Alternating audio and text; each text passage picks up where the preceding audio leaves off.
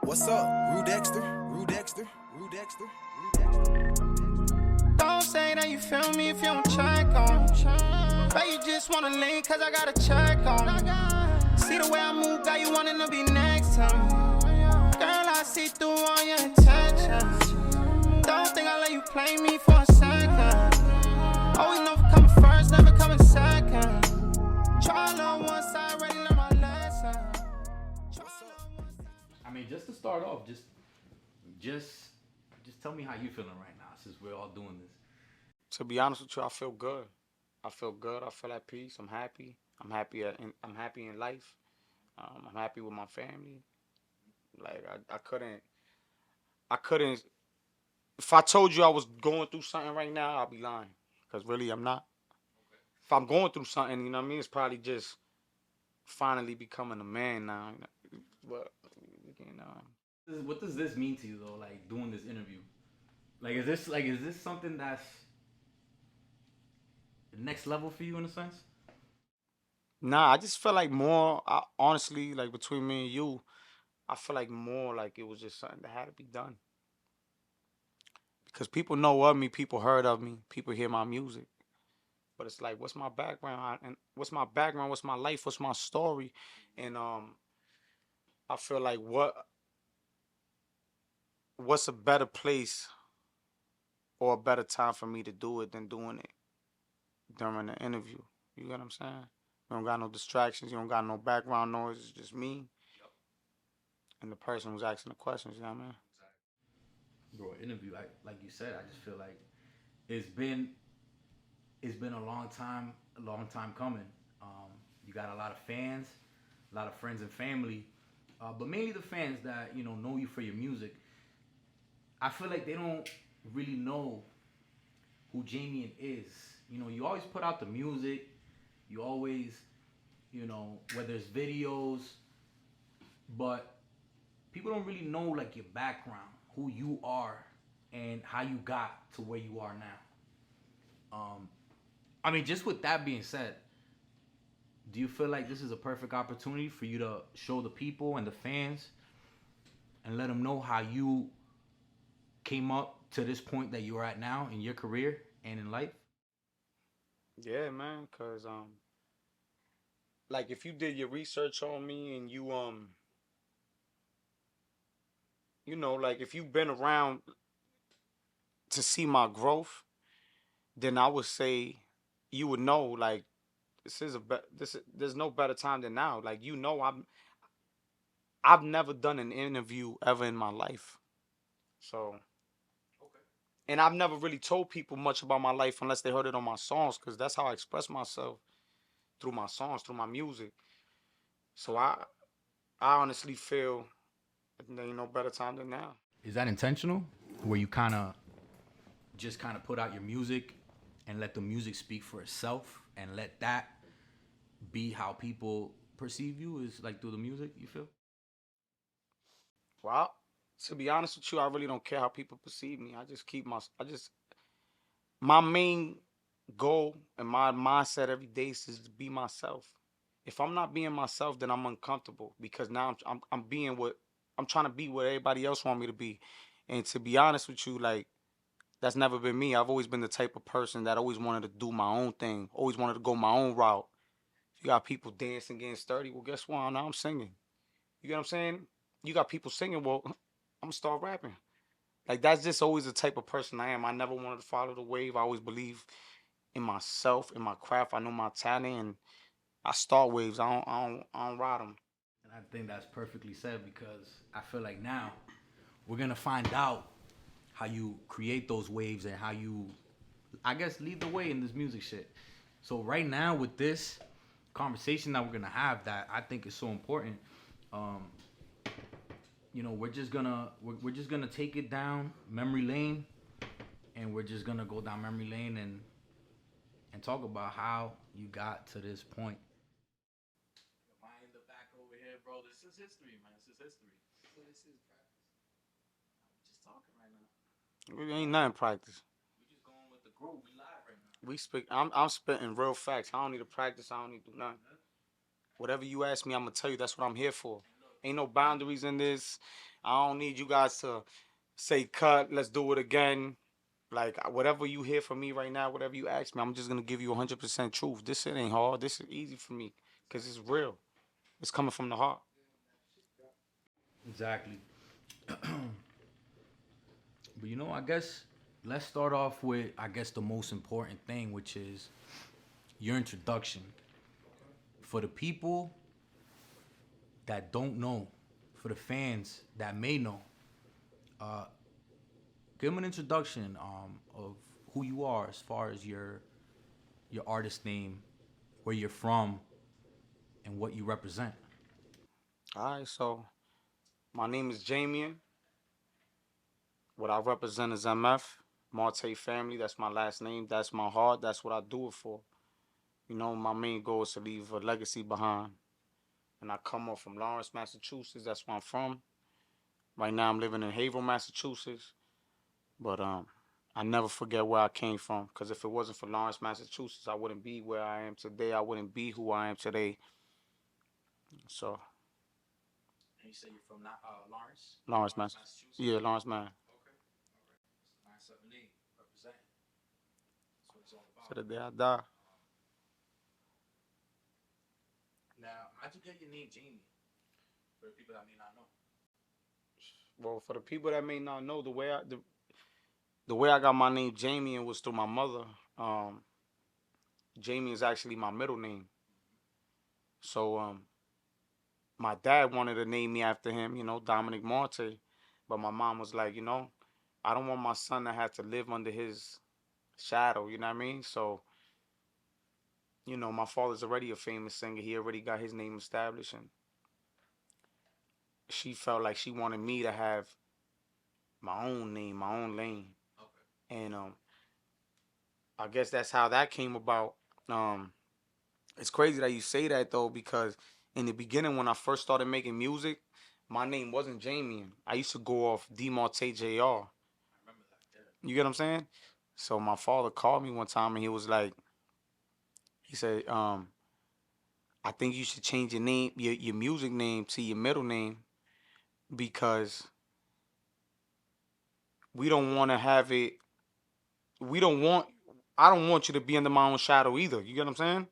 And then every time, if my name is DMarte JR, now every time they search DMarte, his is gonna pop up. So I'm gonna be always under him. You get what I'm saying? Because he's already established name. So I said,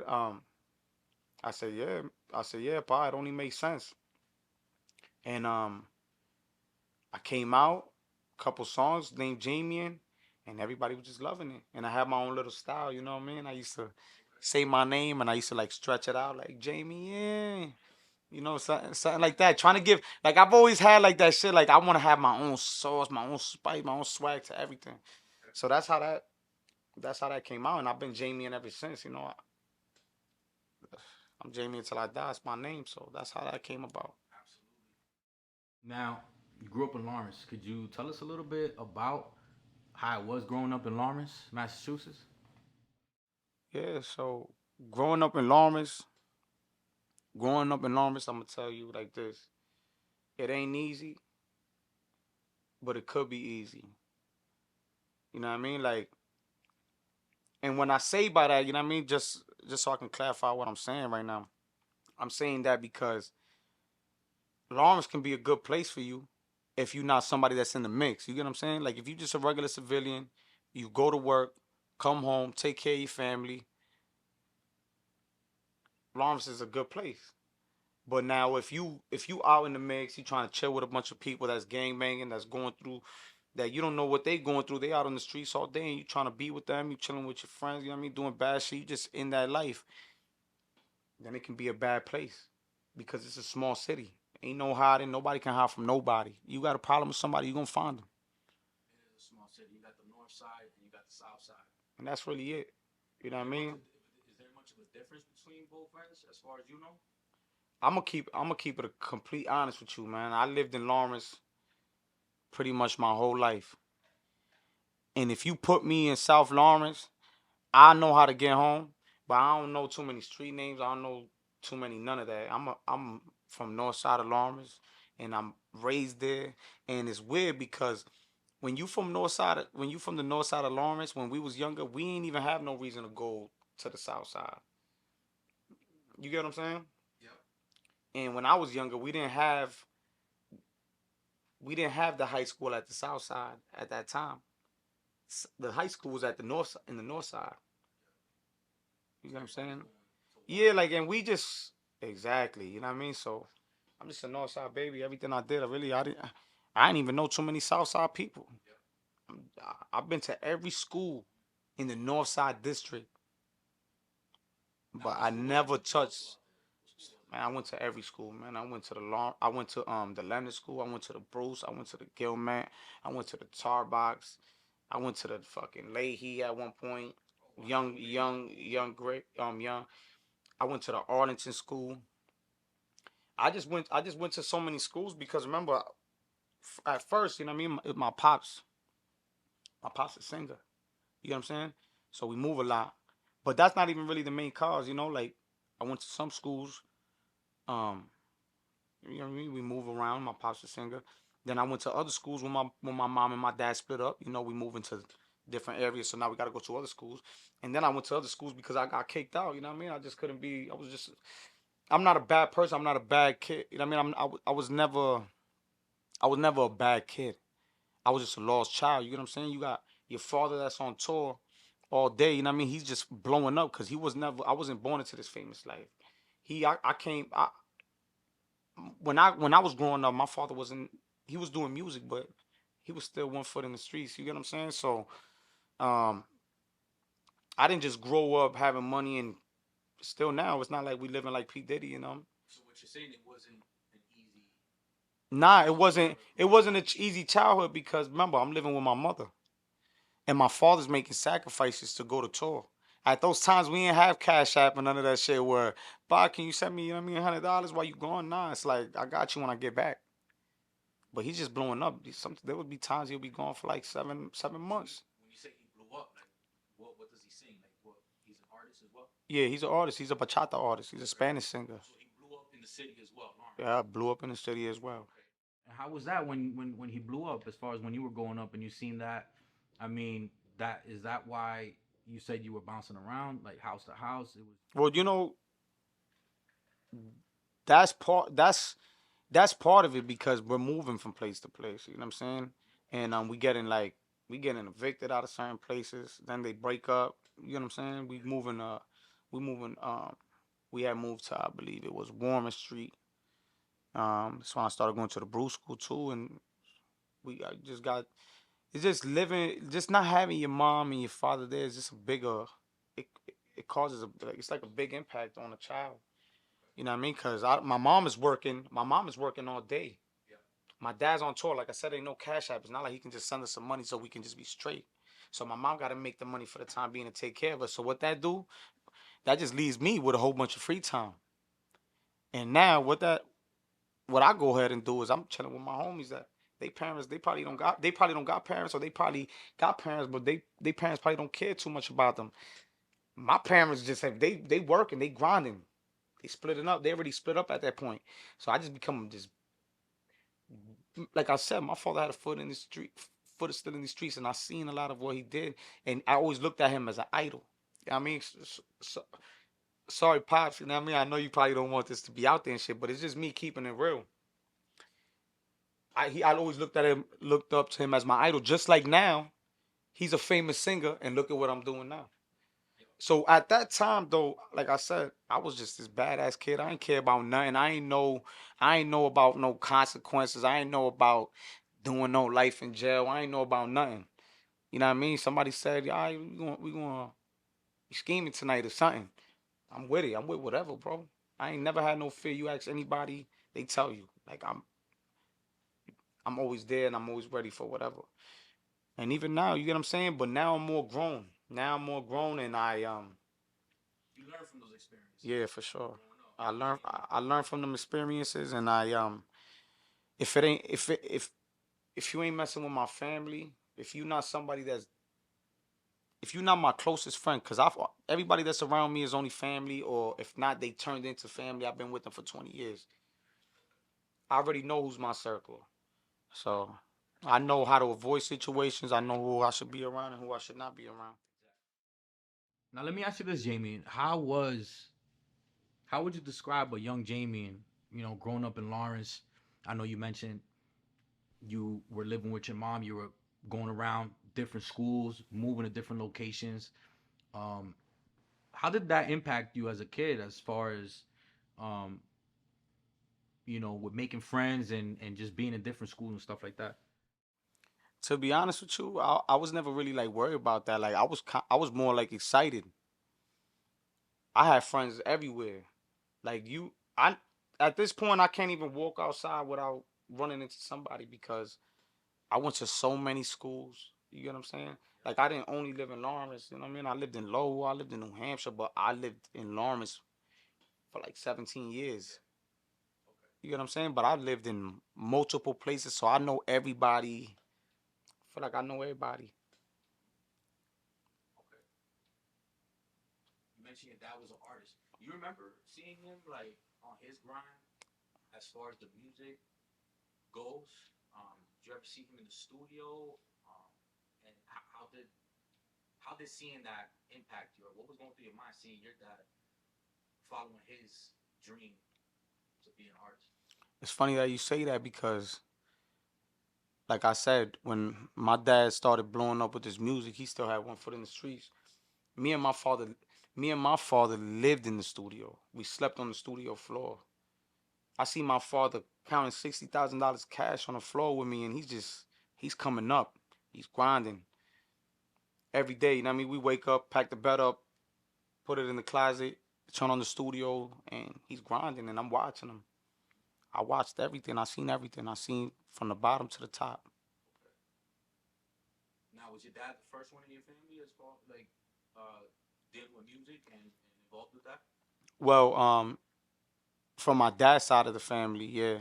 I know my grandparents like to sing, but in my mom's side of the family, her dad, my mom's father, was a famous singer as well. He used to sing with like, but he was like a salsa singer. You know what I mean? He used to sing with like Celia Cruz, Hector Lavoe, what's that other guy's name? Is it something Ruiz? Forgot his name. Frankie Ruiz too. Yeah. So like he was with all those big people, and I feel like this life I was born for this life. You know, like I got my father. I got my mom's dad. My mom even got a voice. My sister got a voice. My brother got a voice. So it's in the DNA. Like it's just in the blood. You know what I'm saying? I'm just the one out of the siblings that taking it a little bit more serious. You know what I'm saying? But my whole family got it in them. Did you always want to be a musician? To be real with you, man, my mom asked me when I was 5 years old. She said, "What you want to be when you grow up?" I told her, "I want to be a thug." You know what I mean? Just seeing, like I told you, seeing what I saw. I was in that life, just like I was brought into that music life. I was in that street life, man. My whole house used to be full of rims, radios, all that crazy shit. Lawrence is known for that. Lawrence is definitely known for that, especially at a certain time, Hmm certain time period. So I you did, always knew. but Did I, you always nah, know you was well, like I said, at first, what I saw my idol was doing, that's what I wanted to do. And when I see my idol move forward and started to take something else serious, I said, I want to take it serious too. And then I seen that I was just born with this gift. I mean, already at like, what was it? Like young, like, I don't even remember the age exact, but it just at a young age, I always wanted to watch my father work in the studio. Every time he was in the studio with his friends, I'm there. so inspired It inspired me. I just loved it. It was for me. you. Now, when did you get behind the mic?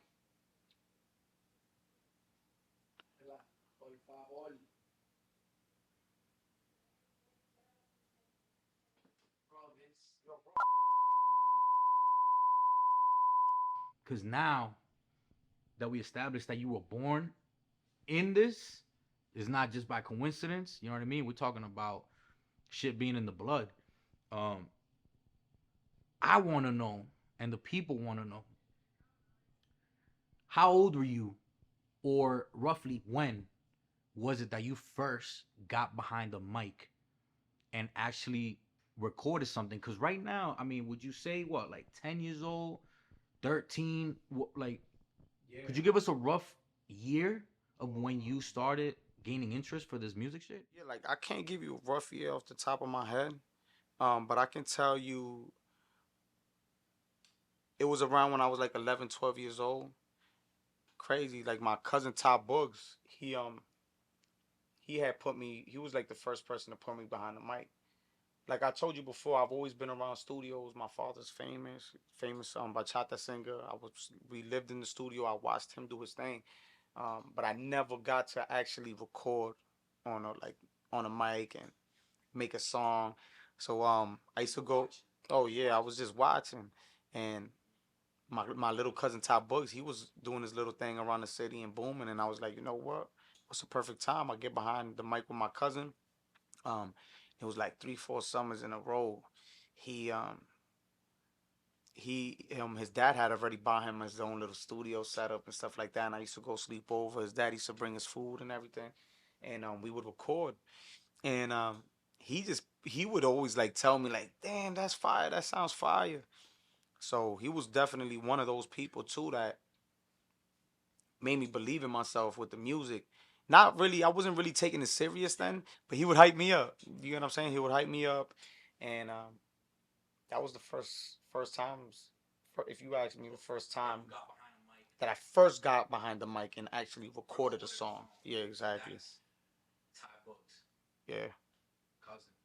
yeah. Okay, that's what's up, man. I mean, I didn't know that. I don't think anybody did. So he But definitely was a big impact for sure, in your trajectory. sure, he definitely deserves his flowers. That's for sure. Because they probably wouldn't be no me. Exactly. Now, does Typo still make music? Does he Yeah, still for make music? sure. For sure. I'm sure you can just search him up on YouTube or somewhere, Top Bugs, and pop him up.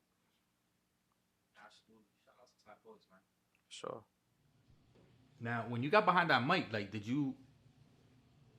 were you thinking about taking it serious? Or was it more like you were just kind of messing around, seeing what it was like? How did it feel behind that mic the first time? Well, I was excited, you know what I'm saying? Because I'm doing something that my father does. Like I said, he's my idol. But I never knew that I was gonna take it serious. You get what I'm saying? I never knew. I was more into like the girls and shit like that. But like when I actually got behind the mic, I'm like, damn. Like I wanted to be involved in it so much. Like we used to have my cousin, he brought me over here too for my first time, and he my cousin Ty Boogs. It was a place called, I think, Mall City or some shit like that. It was right across the street from like the Market Basket. I think it might have been on Water Street. I can't even, not Water Street. It was the street. I can't even remember. But people who know, like if you know, you know. They used to have like break dancing there. They used to have computers where kids can come and just go on the computer. And then they used to have a studio there. What's this place called? It was like Mall City or something. It had burnt down. Yeah, so I used to go there, and they all used to be making music there. And I remember it was like my cousin used to go record there. Some guy named Campe, he used to be like recording there, and like a couple other Spanish like artists, they used to be there, and then like a couple beat producers, like people who make beats. And so I always used to watch them, but they never would tell me, like they never told me like, come get on the mic, come record. Like they never like put me on to that. But I was always watching them, and I wanted to work. So like I wanted to work with them so bad. I would go over there faithfully, just praying like, yo, one of them gonna ask me like, let's get on this record, let's work. Um, nah, it never happened. Never happened. But God knows what He's doing. You get what I'm saying? God knew what He was doing, and look at me now. Now, bro, like, I'm just curious. Um, I'm big into music. I love music. What were some artists while growing up that either inspired you or, you looked up to in a sense, or really appreciated their music. Could you name a few artists that you would listen to as a young Jamien? For sure. I can name you male and female. So like if you want to talk like if we talk in the English market, artists is yeah, English well I'm gonna tell you first the English market. In the English market side, the main artists that influenced me and inspired me was Tupac, Easy E, Tupac and Easy E, DMX, cause my pops, man, he used to have his little black Acura Integra, like a GCR or something like that, and he used to have the speakers blazing, and we would be listening to the "It's Dark and Hell Is Hot."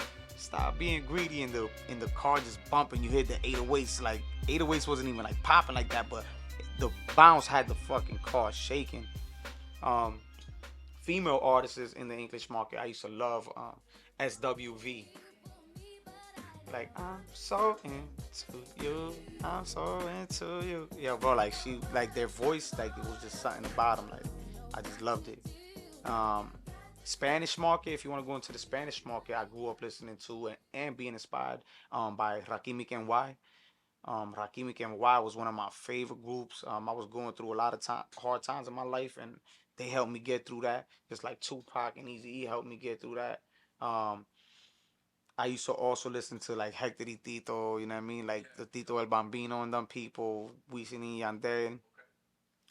Um, and those were all those type of artists is like the Spanish with the English. It's like I feel like it's what made me who I am today. You get what I'm saying?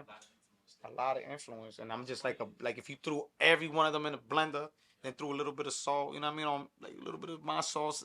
Like I don't know, it's just like I feel like I'm not because if you can play their music and play mine, and I don't sound nothing like them, but I've been inspired by all of those artists because that's all I used to listen to growing up.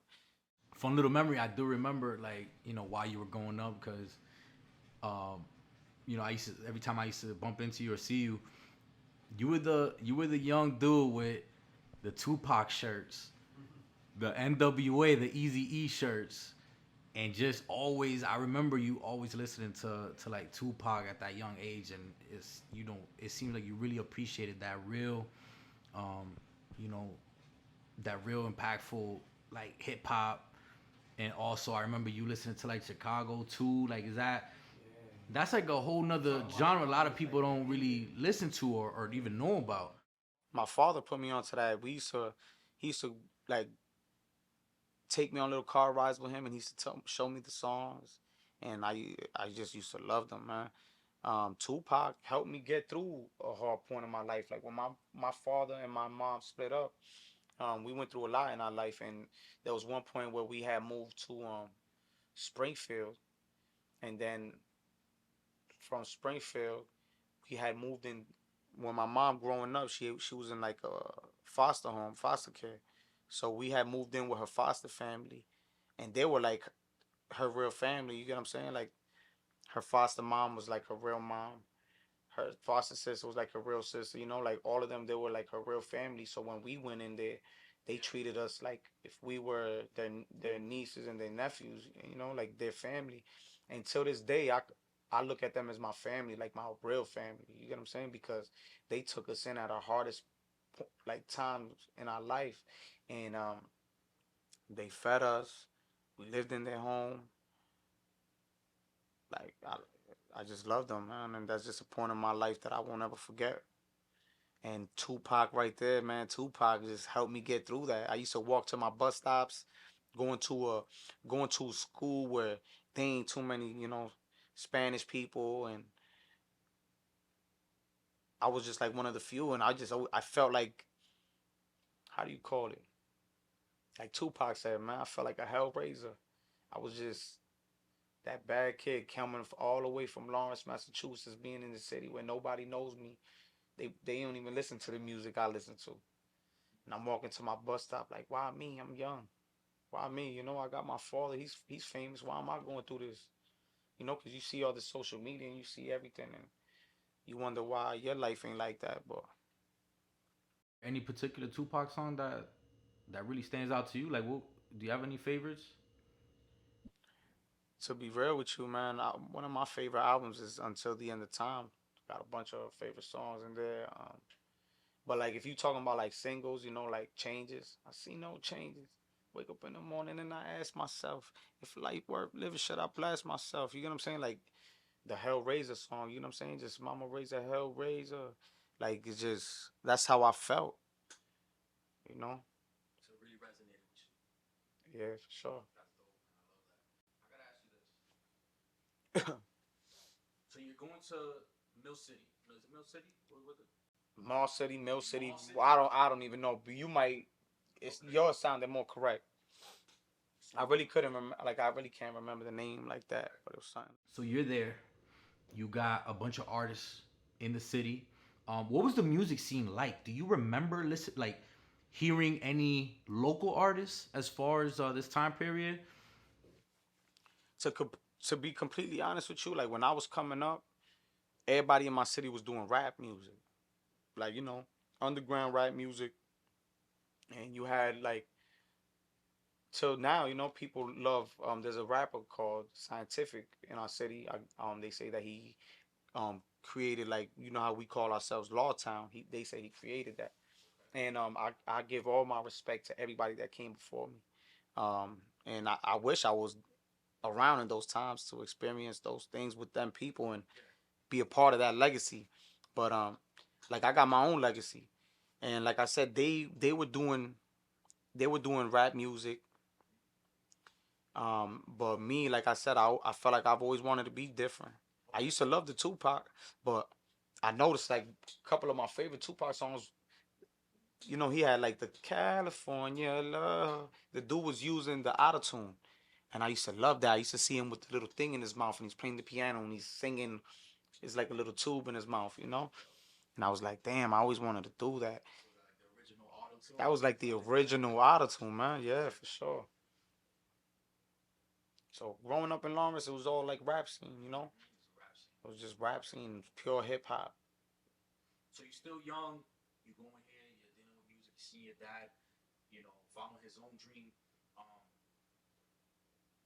when did you start actually thinking and considering, let me get in this booth and actually make a song? Um, and how did you get your first studio, or where were you recording if you weren't with, let's say, your cousin or in somebody else's studio?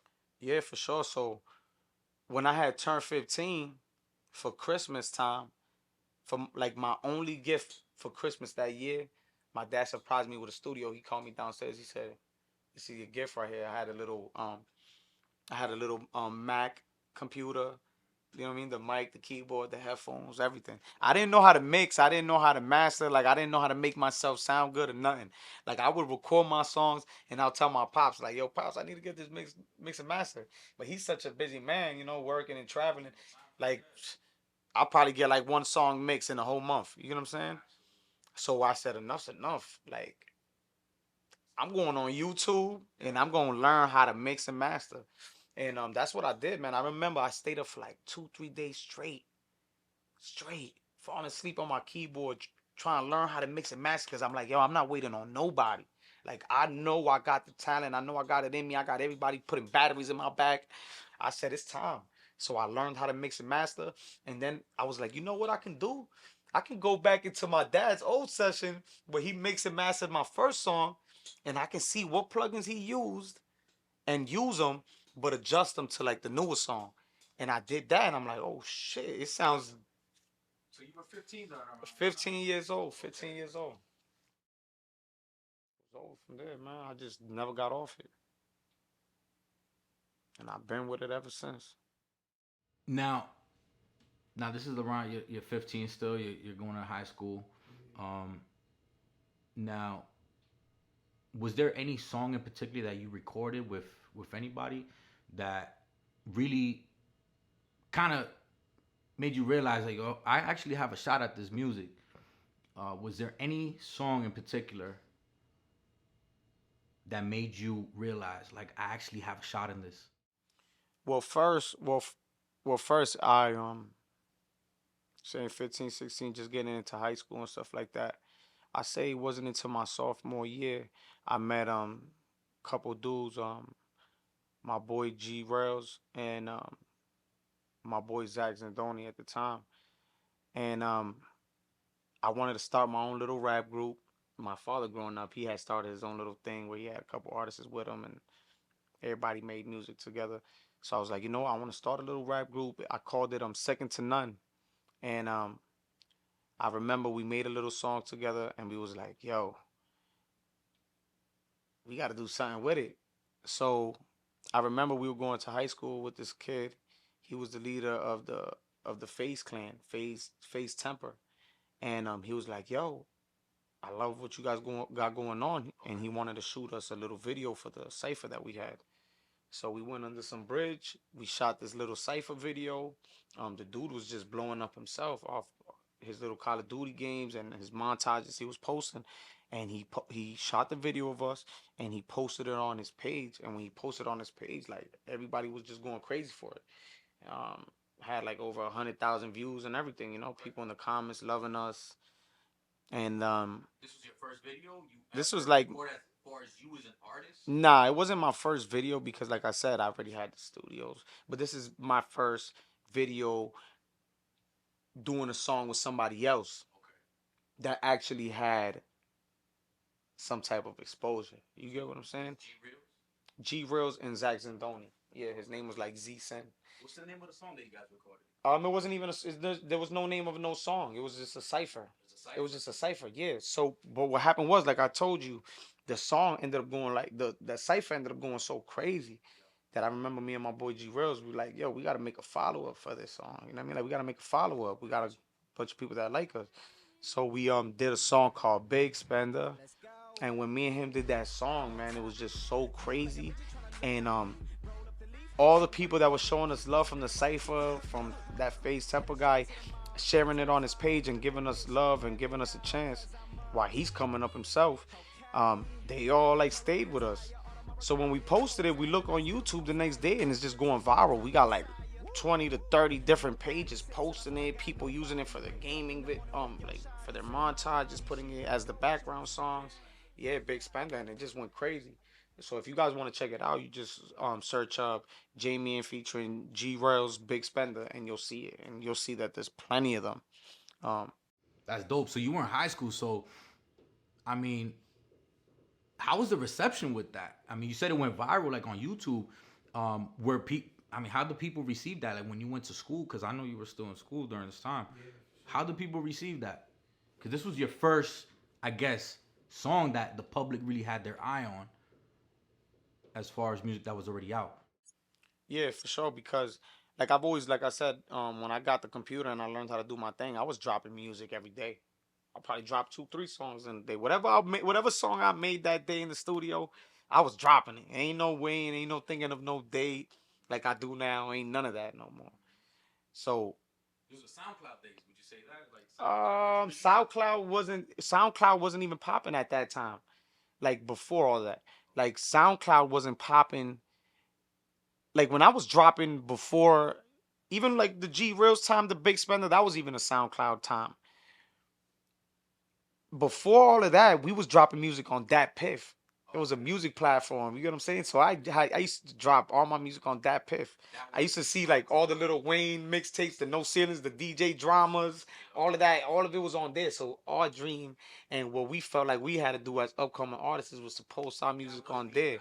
That was the platform at the time until SoundCloud and everything just like took flight. You know what I'm saying? Yeah, and I remember you actually posted, or you released, there was a project. I know this was like in your early stages, but I remember listening to it. It was called, I think it was the Third Eye Mixtape. Yeah, for sure, man. I was like, that was back in like 2010, 2011, man.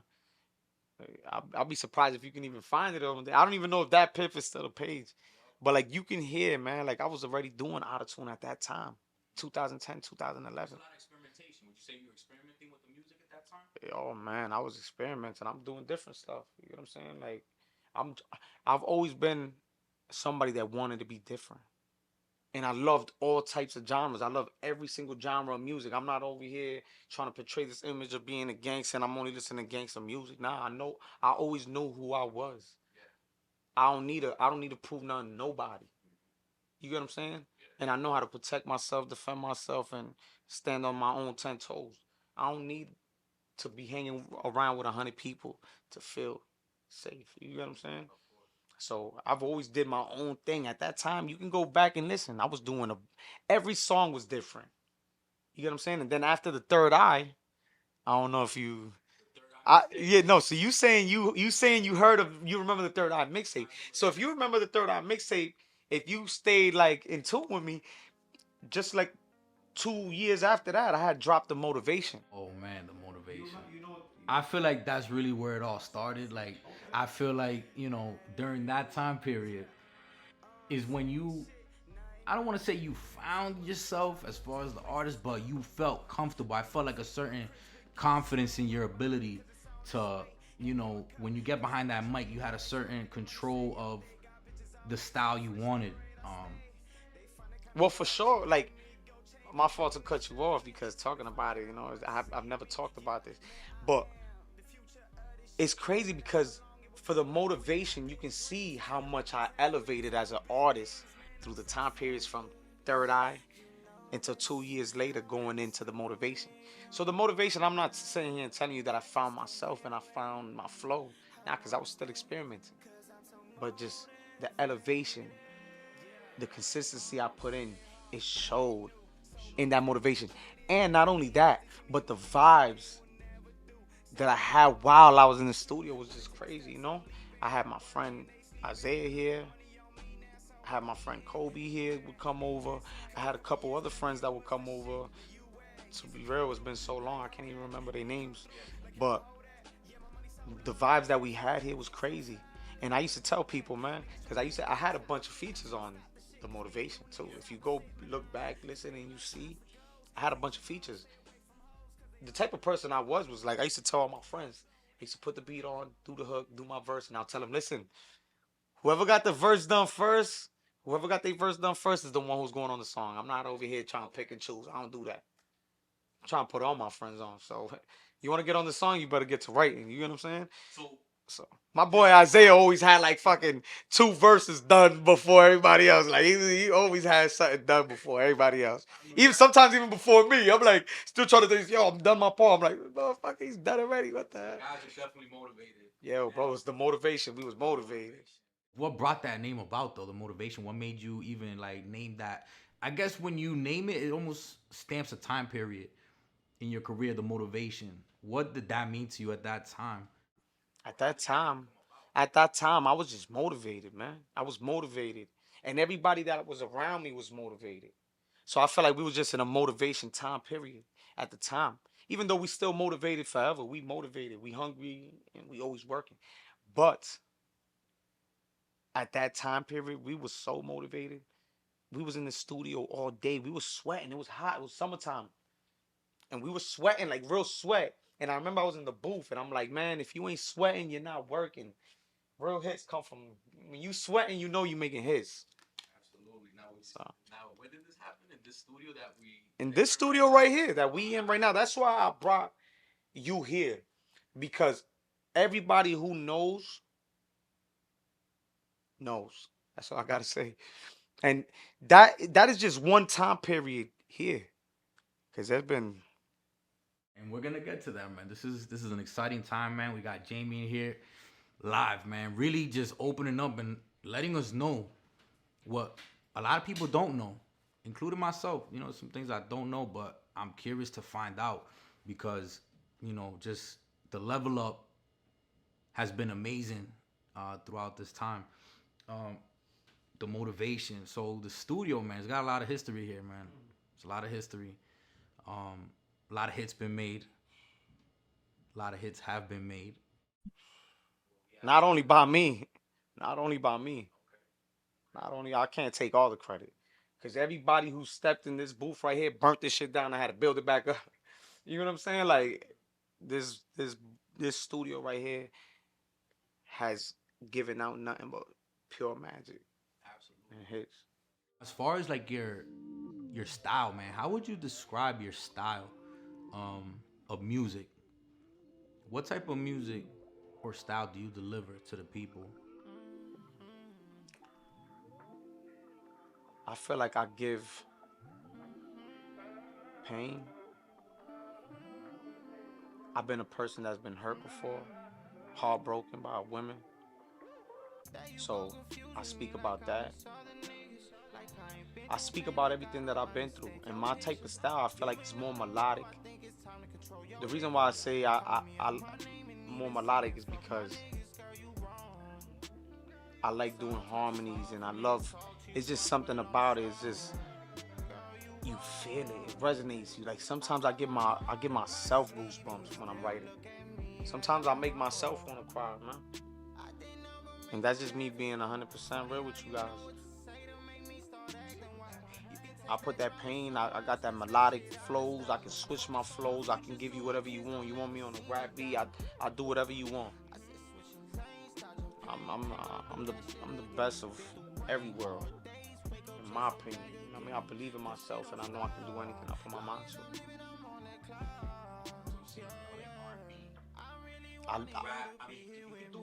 I do it all. I do R&B, I do rap, I do dancehall, Afro beats. You want to put me on a country beat, I'll kill that too. You want to put me on a rock, electronic, whatever you want to put me on, I'll do it. If the bag is right. If the bag ain't right, if it does, well, I'll do it if my fans ask for it. But I can do anything. That doesn't mean I want to do everything. But I'm telling you guys, like, I can do anything. My main stuff, I love the R&B.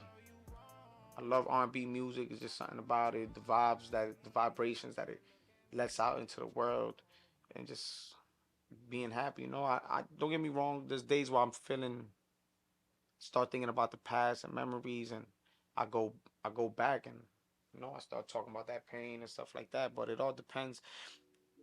You talking about style, and you telling me what's my style of music. The best answer I can give to you is it depends on how I'm feeling on a certain day. Because one day, like I said, I might be feeling happy and I'm gonna give you some dance off, something that you can dance to. One day I might be fighting with my wife and I'm stressing, so now I'm talking about a heartbreak, you know, some breakup stuff. And then there's days where I'm angry and I bring you that real life pain. I remember, I mean, coming up, you know, during that motivation time, there was also another period in time, like when you were recording these songs, what was the music scene like as far as your peers on the same path as you in the city? Was there anybody or was there any kind of movement going on besides you putting out music? Was there already a music scene as far as Lawrence goes? There's always been a music scene in Lawrence. Lawrence, Massachusetts is full of talent. Full of talent. Like literally, I'll make it tomorrow and I'm looking for somebody to sign. I don't need to look nowhere else. My city has everything you need here, from dancers to actors to singers to rappers to everything you need is right here in this city. And this city, nobody really knows too much about it. They look at it like when they do hear about it, all they hear is bad things, but they don't know how great this city is. I love this city. If I can change one thing in this world, I'll change my city, but not the people in it. You get what I'm saying? Like, and not talking about change the city, but like I'll make things better than what it is. Because you love it. You love the city. You see the type of people it creates. I know it does have a bad rap, but me growing up in the city, I never met greater people. I've never had better friends that come out of this city. You know, sometimes when you come from a hard place, I feel like it really builds character. And I mean, here just talking to you, I see it's really built somebody who's really passionate about what they do and, you know, what they represent. Because I know you're a big family guy. You're big on family. Is that what, I mean, what is MF? MF right here, and I had this multi-family. It's a family brand. Me and my cousin, Jeremiah Marte, and the real meaning behind it is to leave something for our family, leave a legacy. It's like a family tree, you know. MF is just a tree, but on a tree you got millions of branches. You get what I'm saying? So each branch on our tree is something else, but we all under that one tree. You get what I'm saying? So we got my cousin Jeremiah Marte. He got his own thing going on the side of what we got going on with MF clothing and everything. He got his own thing like Marte Family Sport, MF Sports Academy. My fault. I'm sorry. MF Sports Academy. My wife, she wants to do her own little MF nails. That'll be another branch. His sister wants to do some consulting. That can be another branch. So there's just millions of branches, and we all under this one tree. And that's what it's really about, family. And leaving a legacy behind for all our kids, not just mine. But I wasn't working with nobody that was hot on the scene. I really had to come from the ground up. You know, you see these people complaining on Facebook like, "Yo, this dude is fake because he's not helping me get a feature and helping me get shine." Bro, I went through that. I went through the days where all these popping artists I wish I can get a feature from. Some dude named Knowledge. I remember I wanted to get a feature from him. He denied me. He didn't want to give me the feature. He told me I gotta pay, and I'm. Is this the time when you dropped like? This is just us talking. No, this is just talking in general. You get what I'm saying? Like this dude denied me, and it hurted me because I'm like, yo, we can actually make something fire. You get what I'm saying? I don't got no competition with you or nothing. But the dude denied me, so I'm right there. I was just hurt. I'm like, damn, I'm from your city. I'm from where you from. I'm an upcoming artist, young, just like you once was. So it's like you can't be mad at that. You gotta accept it. So it's almost like You gotta accept it. Yeah, you gotta accept it. Just like I seen a rapper's interview the other day, and he's like, yo, I just blew up.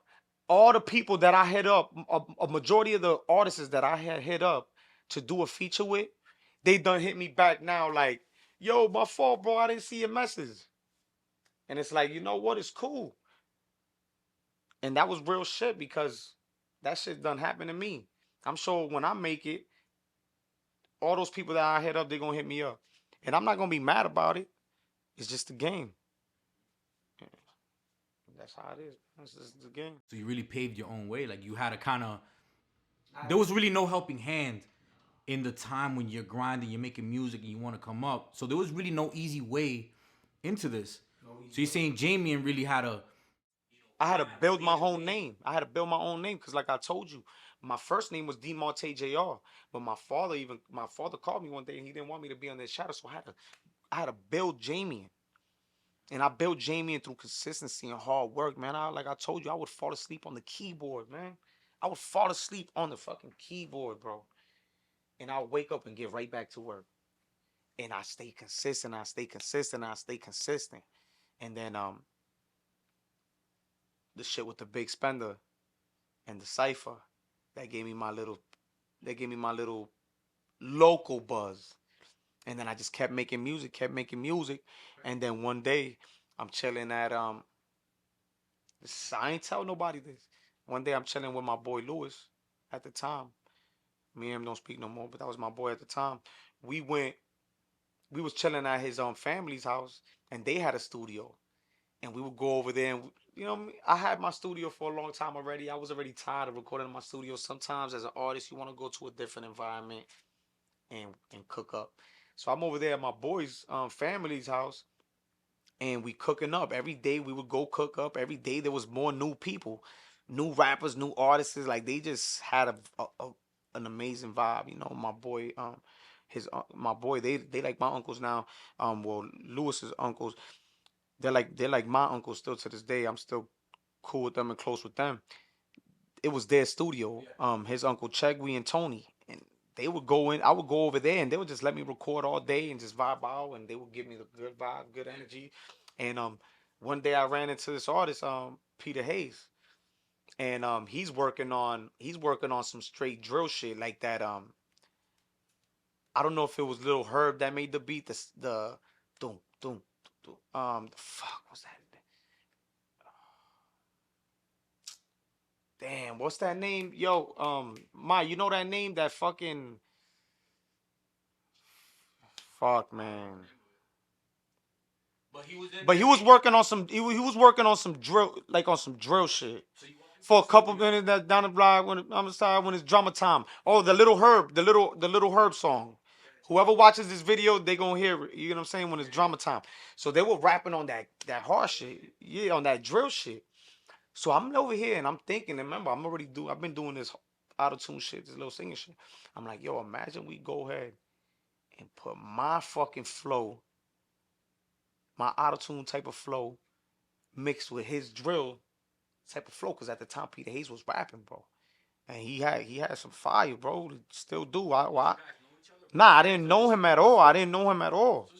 But I'm sure, like, yeah. But I'm sure, like, Tony and Chegwe and my friend Lewis, they all knew him. So I'm sure, like, word of mouth is like, yo, you gotta work with Jay, and Jay, you gotta work with Peter Hayes. Bro, I'm thinking probably like, you, Mine, you can search it up. You can see what, because we posted all these music on SoundCloud. If I'm thinking it's like it's in the time period of 2014, 2016. You get what I'm saying? So me and him link up.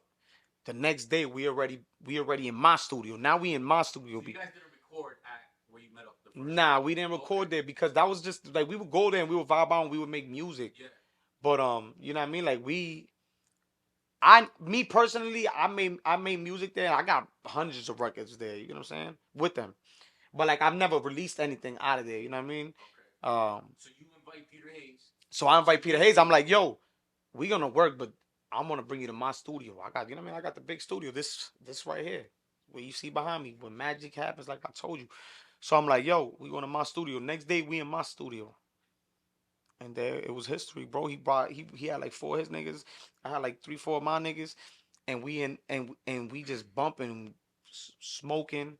We all like the same little shit, you know. We little pop a little Xan here and there at the time, and all of a sudden, all my niggas with it, you know what I mean. And then it's like, fuck nigga want war, a pussy boy want war. If you know what that song is, you get what I'm saying? And everybody in the studio, we all fucked up high, and we just like, yo, everybody was just turned into a demon. Like we singing and shit, and it's just like, yo, this is it right here. Next fucking morning, like same fucking day, we like, yo, we finishing this song. We finished the record. The next day, no, the same day, same night we posted the song. The next day when we wake up in the morning and we look at the song has over 10,000 fucking views. One war. So who came up with the like? So what was it like? It was Peter Hayes' song, your song. You guys both in the studio just vibing. Well, nah, how's it come about? How's it come about is what happens usually when you create a song. You don't go ahead and just create a song by making a verse. You gotta create a hook, a chorus, so you can write your verse based off of the hook, because the hook is usually the main topic. It's the title. You get what I'm saying? So I come up with fuck nigga want war, a pussy boy want war. You know what I mean? And right there was just history. So the question you asked me was, what was the question you asked me again? I'm sorry. Who came up with that? Song come? How that song came about is I fucking dropped that hook, and then after that it was history, bro. You know what I'm saying? But that song really came about with the energy that we had around. But I created the hook. I wrote the hook right then. I didn't even write the hook. The hook, if you listen to it, ain't even that hard. I freestyled the shit, put it together, and I recorded it right then and there. And then he wrote his verse. I wrote my verse. We dropped it, and that was it right there. At that time, I remember when that dropped. That was that shit had an impact. It was a moment in time where if you knew, you knew. My fault to cut you off. In my opinion, I feel like what happened there was a shift. If you know what I mean. What I mean as in a shift, as in a shift in the city. Because like I said, before that, everybody's just doing straight hip hop, straight bars. You get what I'm saying? Straight battle rap, fucking shit like that. You get what I'm saying? When we dropped that, you know, I got my auto-tune, I got all that other shit. It's just different. We different. Nobody was. It was a fusion of different styles, and nobody was doing that in the city. You really added something unique to the song. Yeah, because who's singing auto-tune on a drill beat? It wasn't even called like drill at that time, but it was like was like that hard drill type beat. What now? What we call now? You know what we call a drill beat now? That's what it was. That's historic, man. That's really a moment in time.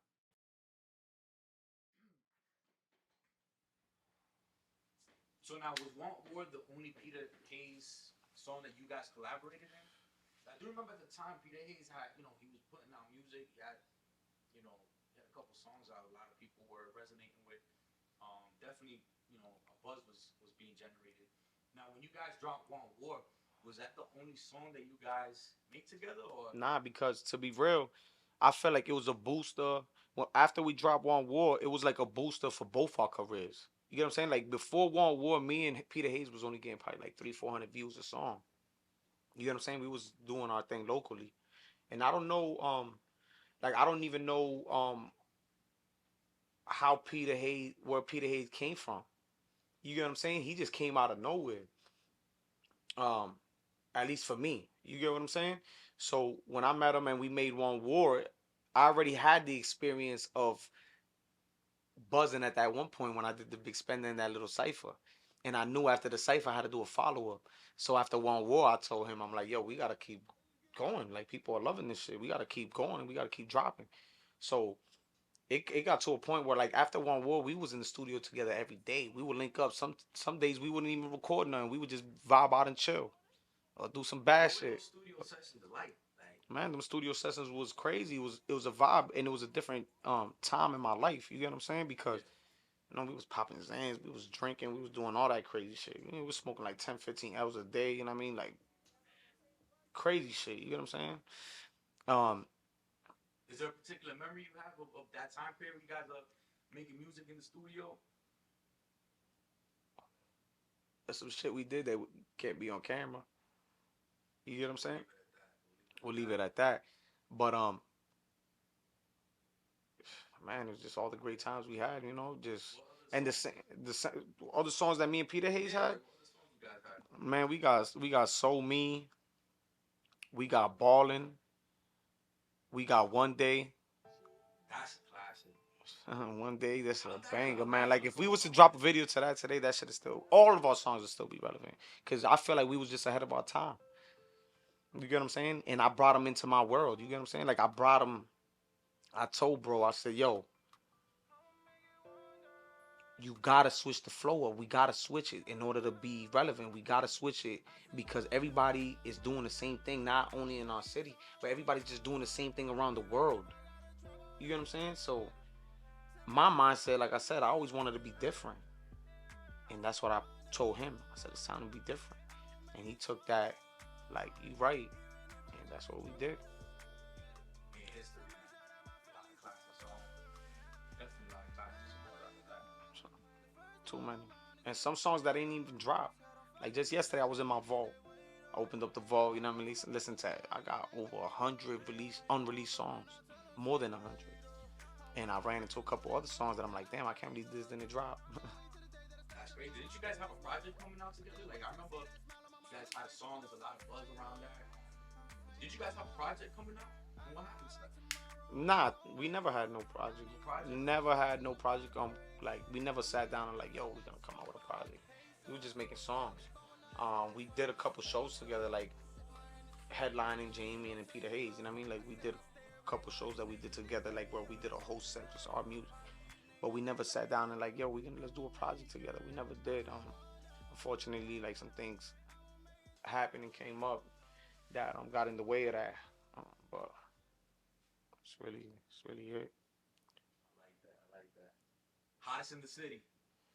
I remember that being thrown around, man. Hottest in the city. What was that? Was that your like slogan at the time? Like, where that come about? Cause all the songs that I heard, like with Peter Hayes, that he was hottest in the city. What was that all about? Almost felt like a movement. Almost felt like a movement at the time. We were both the hottest in the city at that time, so we said it. But I feel like we was young. We was young still too, so we were kind of like ignorant. You get what I'm saying? Because hottest in the city right there is kind of like starting like a competition thing with our own city, and I feel like that's wrong. Because we all talented and we all gifted in our own ways. You get what I'm saying?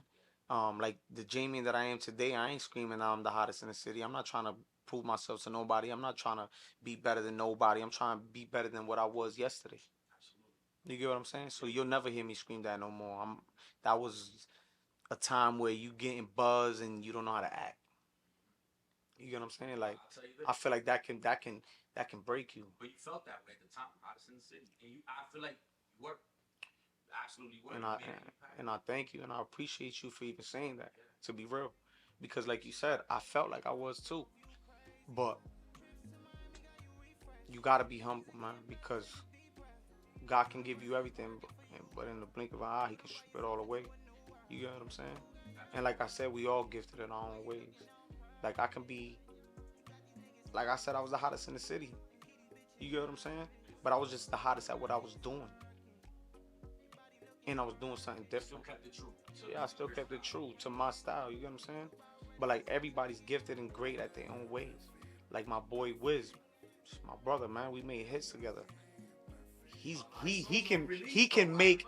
Let me say this, man. My boy Wiz, he can make beats and he can fucking make a fire ass record. Him singing vocals and everything. You get what I'm saying? So like he's gifted in his own way, man. I've done made a couple beats, but I ain't never take it serious. Like I'm not saying I can't make beats, but this dude's making beats and doing it at the same time. Me, I go and I buy my beats and I record. You get what I'm saying? So like I said, everybody's gifted in their own ways, man. I remember back in this time, man. Like I remember just being in the studio right here, and I mean, I don't know if it was ever like official, but you know, I know he probably sent you beats, and you've actually went on a few of them that I've heard that never been released. And let me tell you, man, they're absolute bangers, but they've never been released. This is what we're talking about, man. We're live with Jamien here. This is first ever interview. You know, we're really marking this down in history because, you know, he's never sat with anybody. He's never really opened up about where he's come from. So it's a really special moment in time. How you feeling, Jamien? I feel amazing. I feel great. I feel fantastic. I feel marvelous. How you feel in front of that camera, man? You consider yourself camera shy? Nah, not at all. I feel like I've been around cameras my whole life. Got you. Now, can we just dive a little deeper and just get into, you know, coming up with this music?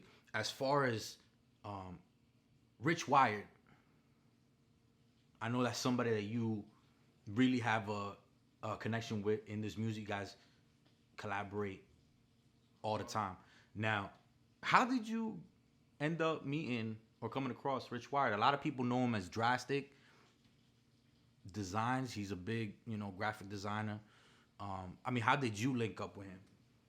He was the MySpace god, man, and I actually linked up with him. I didn't actually link up with him by reaching out to him. I got introduced to Rich. But I'm gonna get into that because it's funny that you bring up Rich, man. I got this funny story with me and Rich that nobody knows about. Before I got introduced to Rich, I already heard of Rich. You get what I'm saying? Rich used to make MySpace layouts, and he made the most fire MySpace layouts ever. And for everybody who knows about the MySpace days, you know what I mean? Because I'm sure some people watching ain't gonna know about the MySpace days. But if you had the fire layout, the fire music playing, you was popping. You get what I'm saying? So I hit up Rich one day since he did all the fires, and all the wallpapers. I said, Rich, can you make me a wallpaper and a nice little, what is a cover photo to us now? You know what I mean? It was like a cover photo. Yeah, back in the MySpace days. So he told me, he was like, yeah, I can do it for you. It's $15. Me, I'm only like 8 years old, 9 years old. You get what I'm saying? So I'm like, how the hell am I going to get these $15? You get what I'm saying?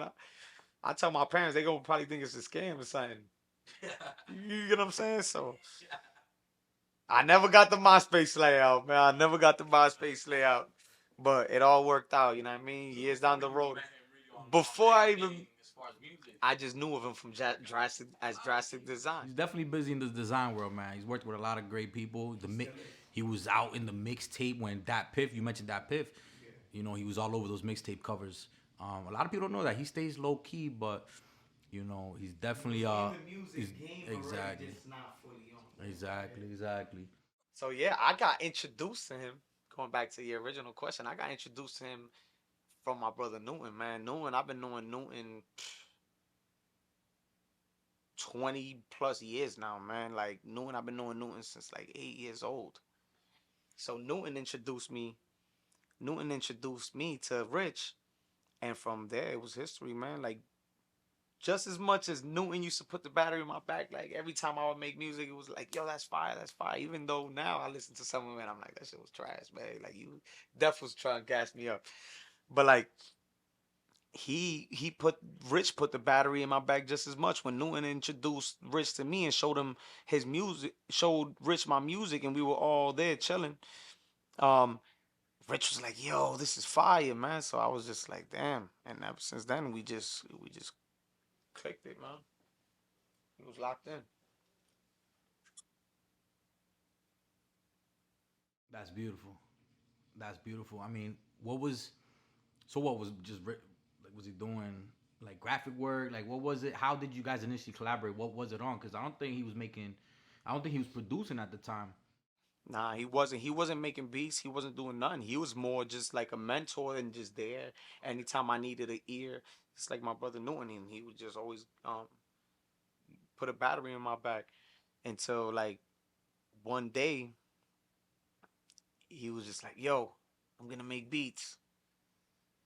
And then he started making beats, and just like he put the battery in my back, I was telling him like, "Yeah, keep going, keep going." And So is that how? I mean, we guys became we me and him became like me and him became friends. And then after that, he did graph. He was doing the graphic works, and he showed me a bunch of his work, and he started doing like all my covers, and it was just history, like I said. After that,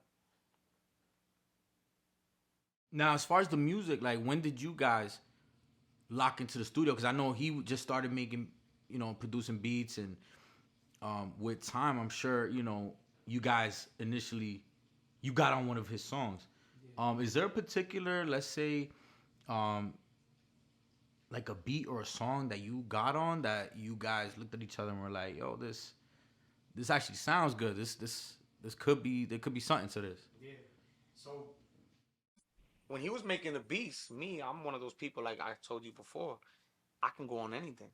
So I would just throw my vocals on his beats, even if they wasn't fully ready or not. And I just kept doing that consistently. And then one day we ended up making, I say, is still our biggest hit to this day. He ended up making a song called "On Fire." Yeah, "On Fire." But originally we made that song with a female artist called Leishka. Um, and we dropped the song. The song had over 50,000 views on the song, and to the point where it got so much like recognition and people started seeing it. An artist called Lyrica Anderson, she was on a show on, I don't know what it was on, but it was called Love and Hip Hop, and she reached out, her and her man A1 Bentley reached out to Rich, and Rich reached out to me like, yo, they want to get on the song, and they want to keep you on the hook. They just want to like your first verse, they want to, yeah, they want to take your first verse, sing it, Lyrica sing your first verse, and then on the second verse she's gonna take Leishka off and then sing and make her own verse. You know what I'm saying? So we did that song, man, and that song was just, She was out of here. it's out of here, brother. Over 1 million streams on every single music platform there is. So Rich is developing sound. You guys are locked in the studio. I mean, what are those vibes like? You and Rich vibes in the studio, as far as these beginning stages? Because I feel like you guys have definitely created a sound, a certain sound that's really unique, really unique. A lot of great songs have come out of this collaborative effort between both of you. So you had On Fire during this time, like I think there was something called Sound Real at the time. That was a group? What was Sound Real? So after we did On Fire, we was just releasing projects and we released the project Drowning for Love, and it was just amazing, man. We just had so much buzz around the city. Everybody was just loving everything we did. We was doing different. We was locking in the booth, making Rich was making beats, and we was sampling new things and trying to find new sounds. And then one day he called me. He was like, "Yo, I got my boy Hush. He got an artist named Grams. I think we can all link up, and it'll be something that'll be beneficial for all of us. You know, like we can all link up as a team and actually have something strong." You know what I'm saying? So we did that, and we released a bunch of music. Me and Grams released a bunch of music. We made a bunch of hits. We had a bunch of nice little photo shoots. We always used to lock in the studio, make music. Sometimes we would just chill at Rich and Lace's crib, because they had lived together. And that was the spot. it was like it was like a spot we would always link up at, and we would just drink some days and just freestyle and have a great time, you know. But unfortunately, you know, everybody, we all get older, and some people just go their own ways. And you know, I wanted to focus more on me myself as well. You get what I'm saying? Like, I love being in a team and everything like that, but when you're in a team, it's kind of hard to focus on yourself, because these couple months we're gonna just focus on this person. These couple months we're gonna just focus on this person. Like, I need to just focus on me. I don't want to have to feel like I gotta wait when I want to drop, or this week we're gonna drop this person's song, so we'll drop yours next week type shit. There's no hard feelings. I just felt like it was time for me to go on and be myself.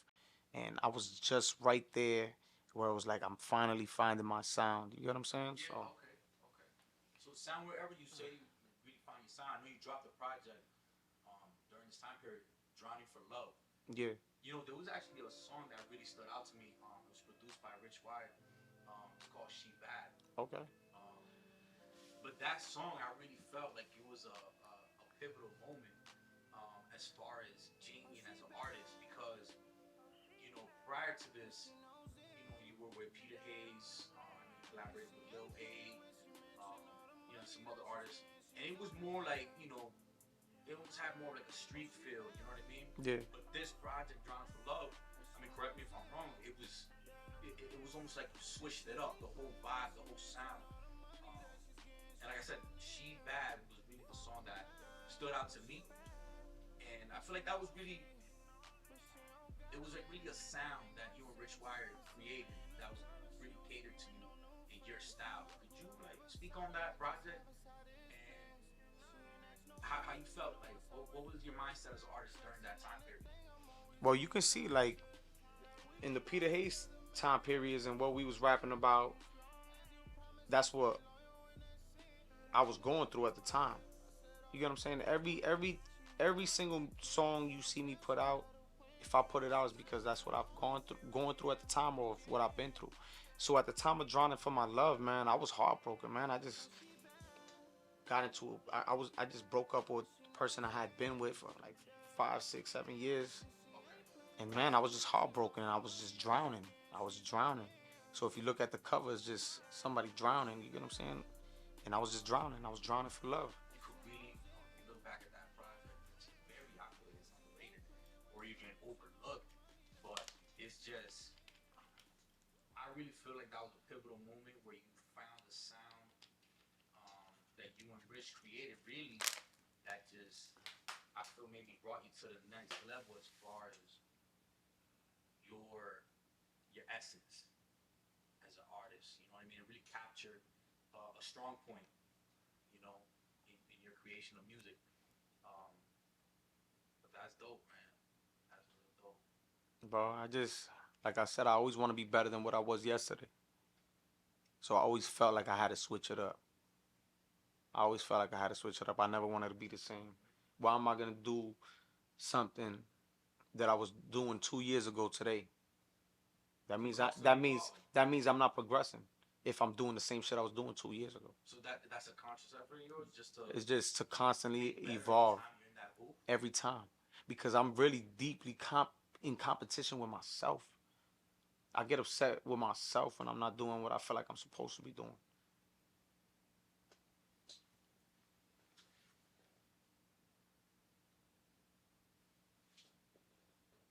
Do you feel like you have any competition? I'm not looking for it or searching for it. I don't think so. And I don't want to know. And I don't care to know. I just know myself and I know what I'm capable of. And I know what I do. I'm really, really, really, really, really, really good at it. You get what I'm saying? And I feel like I'm in my own world. If somebody's trying to have a competition with me, they just jealous of me. Because I'm in my own world. I'm in my own lane. I'm never going to be doing what you're doing. So how you going to be mad at me or try to compete with me if I'm not doing what you're doing? Now, bro, is there anything that you wanna?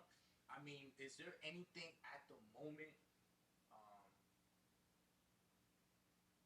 that you wanna say to your fans or your people?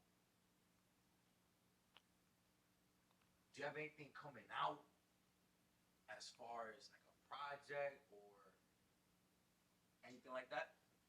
Before I get into any of that, the first thing I want to say is I want to tell all my fans that I love you. I appreciate you. And without you guys, I wouldn't be where I'm at today. No, I put in the work. I stay consistent. But you guys were also consistent. You guys were super consistent with me. Every time I dropped, you guys was there and ready. And to this day right now, if I tell you I'm going to drop something, you guys are ready. And for that, I love you guys. Jamien fans are definitely something special. Yes. And you asked me if I got a project or an EP coming out. And I do. And that's something that I want to give to my fans for appreciation. And this new year is going to be an amazing new year. And I got an EP dropping this January. And it's a gift from me to you guys. I appreciate you guys. I love you guys. And I promise to constantly evolve. And I promise to stay consistent and give you guys my all. I like that. I mean, now that we know there's an EP coming out, I mean, I'm excited to hear that. Yeah. But you've been getting busy this past year, Jamien. Yeah. I'm you've been always dropping a lot of busy. music. I dropped 16 singles just this year alone. 16 singles. 16 singles. 16 singles. We finally getting paid off our music. We finally going through a distribution to distribute our music and get our money for us. We receiving checks and we doing good. Now you got any song, bro? You wanna say? Yo, bro. I mean, this is exciting, dude. I don't know about you, bro, but dude. I'm ready. I'm here. I came here. I brought you to my place because I'm not scared. I'm ready to tell you whatever you want to know. I feel like you're too. I told you. I ain't tell nobody that I got this EP coming out. I told you. I told you, man. So you special. You're too humble, bro. I'm a humble man. Man, I'm I humble. can't hear what nobody say, but bro, this music shit, you definitely a force to be reckoned with. You definitely have a gift. And yo, this interview, man, this conversation that we're having is almost just to showcase and to let people know, you know, where you come from and how.